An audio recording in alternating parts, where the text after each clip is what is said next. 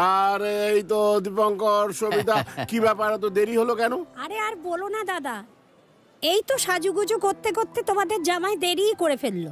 শোনো, দীপঙ্কর হলে গিয়ে শিল্পী মানুষ, ভালো গান করে, ভালো আবৃত্তি করে, সে একটু সাজুগুজু করতে পারবে না?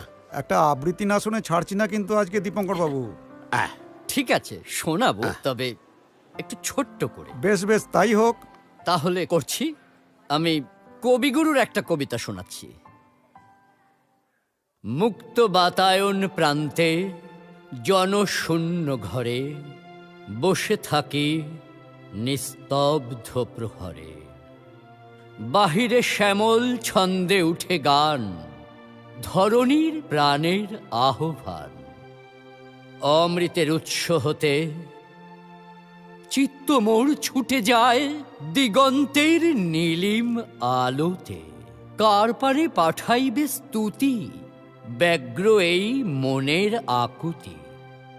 অমূল্যের মূল্য দিতে ফিরে যে খুঁজিয়া বাণী রূপ করে থাকে চুপ, বলে আমি আনন্দিত। ছন্দ যায় থামে, বলে ধন্য আমি।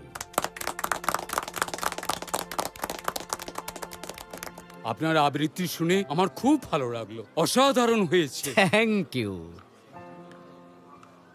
আরে সবিতা দি, কেমন আছেন? খুব ভালো আছি। তুমি তো খুব ভালো কাজ করছো, দাদার মুখে শুনলাম। ওই আর কি।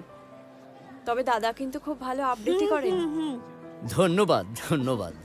আসলে কোনো সুন্দরীর মুখে প্রশংসা শুনতে বড়ই ভালো লাগে। তাও যদি সে অবিবাহিতা হয় তাহলে তো বলার কিছুই নেই।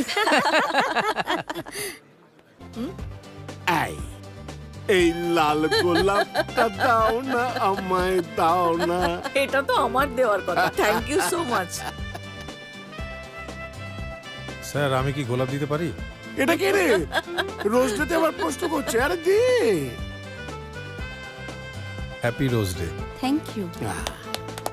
এবার দীপঙ্কর বাবু আগে উঠে আসুন। আপনি আমার বোন সবিতাকে একটা গোলাপ দিন।